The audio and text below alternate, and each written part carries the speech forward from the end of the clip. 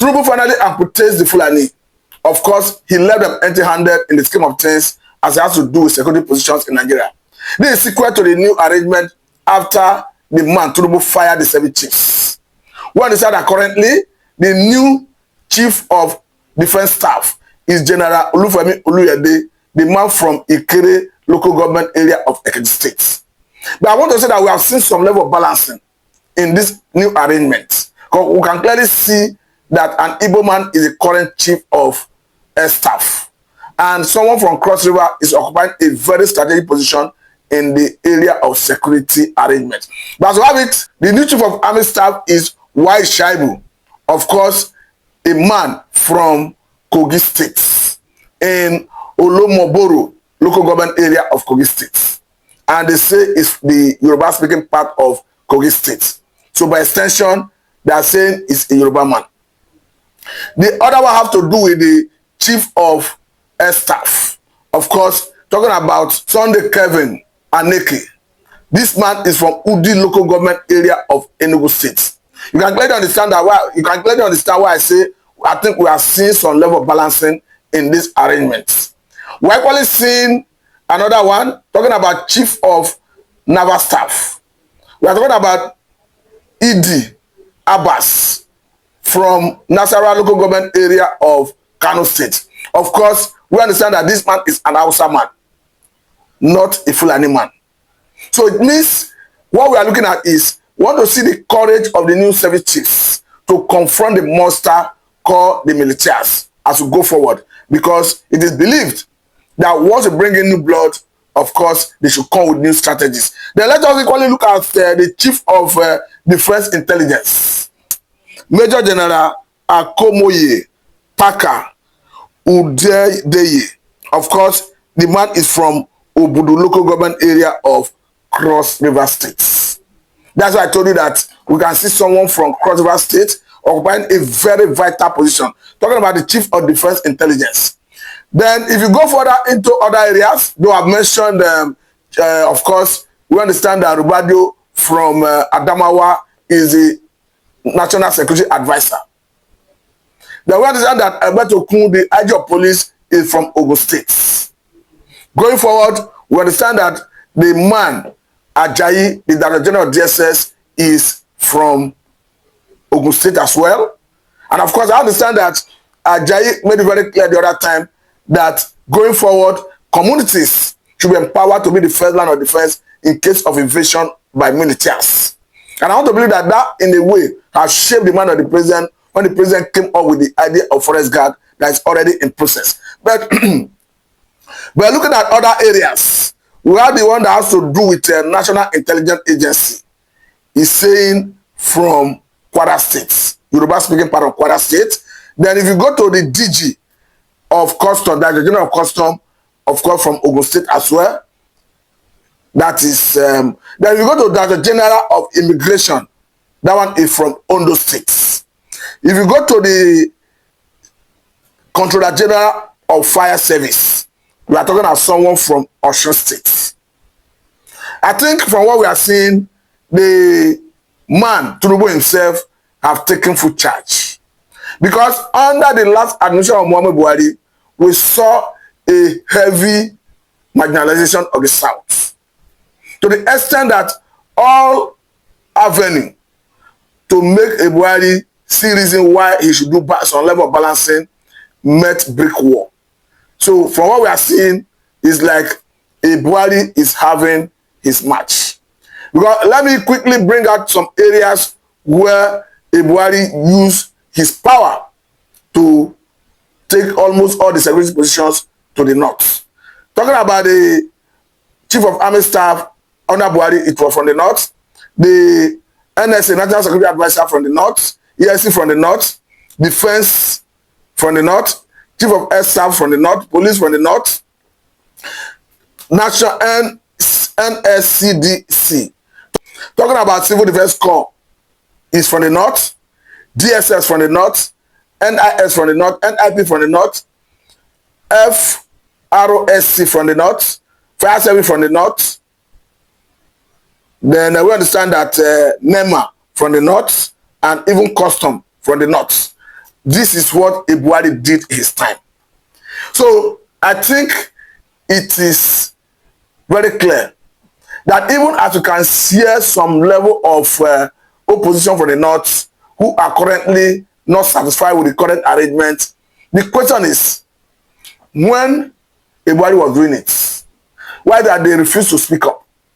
Well, I can say that now most of them have become activists, advocates of the North, like the former National Secretary of National Health Insurance Scheme, who is now very vocal, even saying that the man Tinubu is alienating the North and that it comes with consequence. One that the consequence is talking about has to do with the election of 2027.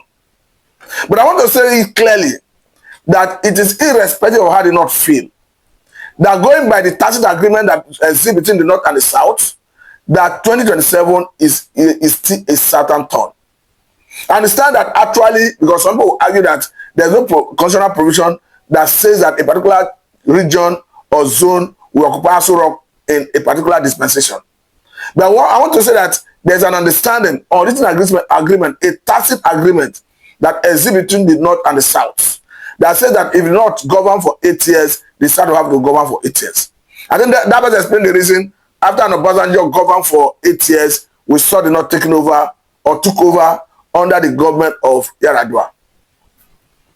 And after Jonathan, 6 years, we saw a Muhammad Buhari who governed the country for 8 years. Now, Tinubu is in the saddle in his first 4 years. So I want to say that the North must learn how to tolerate other people in power.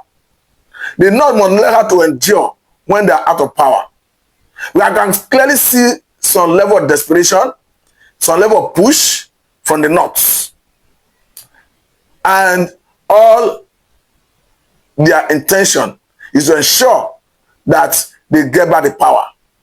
Because I can clearly say that with 100% conviction that an Atiku will definitely contest this election. Talking about the 2027 election. So all the rigmaroling, all the gimmicks of trying to say that if a younger person wins him in the primary, that he will support the person. I want to say that those are political gimmicks.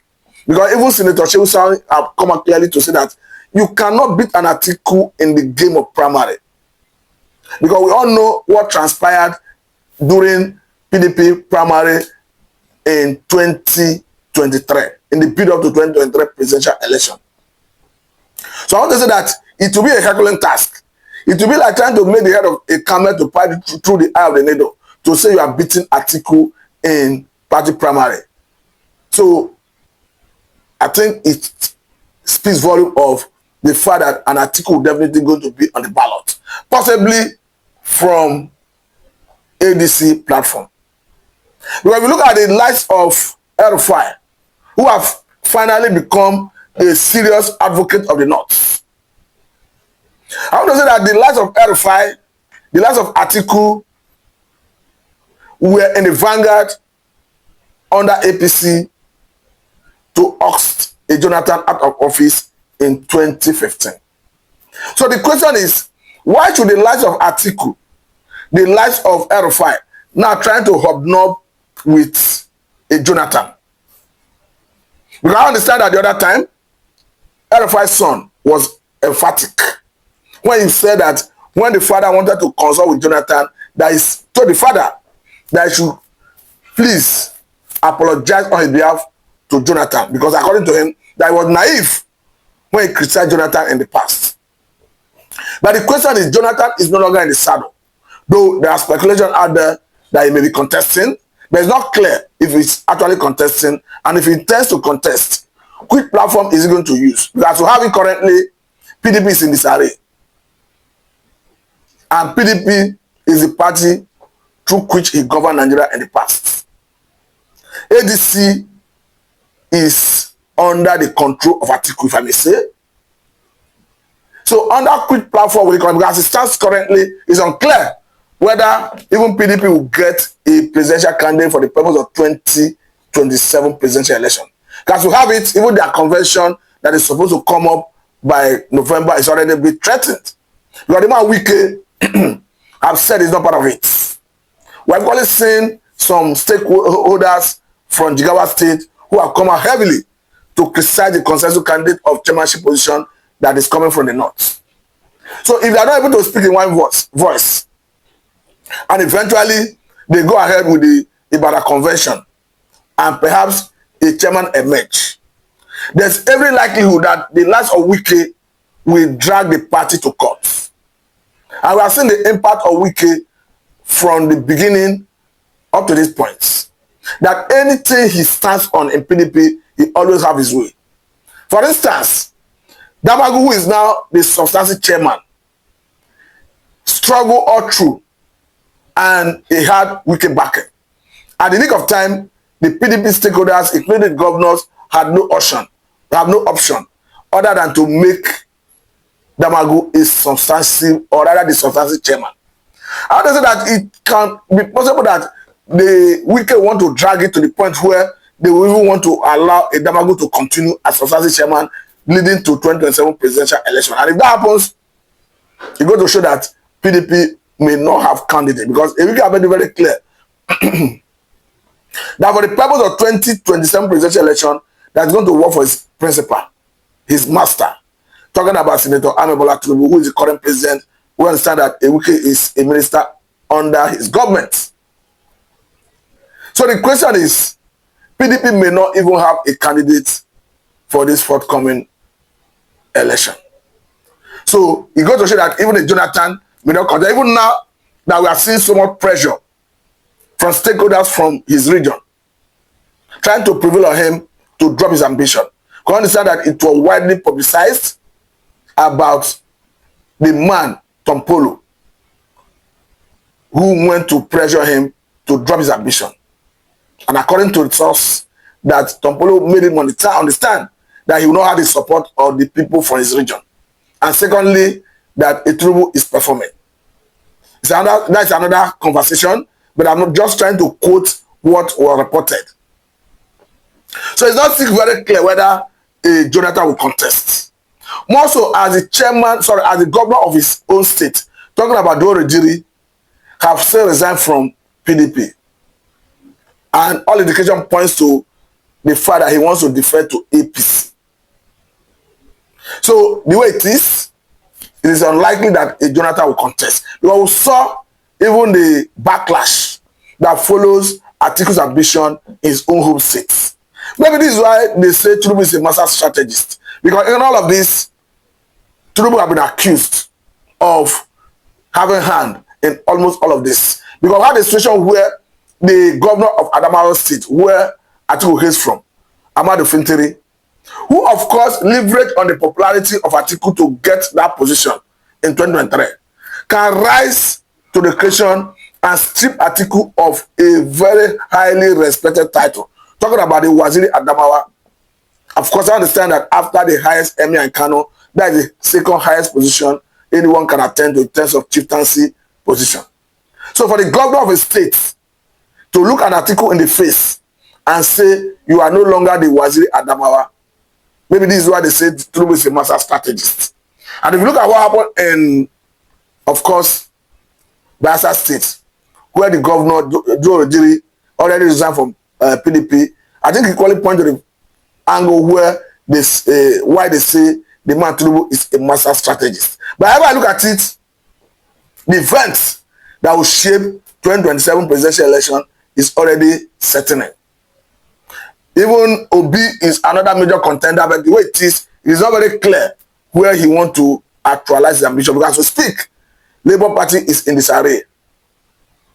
I understand that he's already a member or rather part of the coalition of ADC, but he cannot beat Atiku in that primary. If Atiku eventually decides to contest, and I want to believe that Atiku will definitely contest. Because we have seen Atiku in the past saying that his government, if he becomes the president, that is going to give the youth a priority attention. That is an indication that he's going to contest definitely. So in all of this, it's going to show that the Fulani man is no longer comfortable that they're out of power. That they are making every serious and strategic move to stage back to Aso Rock. But I think in all of this, what is paramount and ultimate is the ability of the current government to fight and defeat insurgency. Particularly this one that is occasioned by Fulani militias. Because to have it, Kwara is like a no-go area in the Falodo local government area and some part of the state. So I want to say that beyond changing service chiefs, beyond politics, the new service chiefs must know that they have enormous tasks in their hands to protect lives and properties of Nigerians. Even though we know that the president is the president and the commander of the armed forces and it behoves on him to protect lives and properties of Nigerians, but we know that he does this through his service chiefs. That's why I'm saying that if the service chiefs refuse to perform or fail to perform, the president should not waste time in showing them the way out of the various offices they now occupy. Because once they know that they are staying in their office will be based on their performance, their competence, their results they bring out, they will be up and working to do that. I must say that they must hit the ground running from the very first day they get the appointment, because we are raising against time to save Nigerians from the dark world of insurgency. But let me say a very big time for time. This is Salamida and Samatu.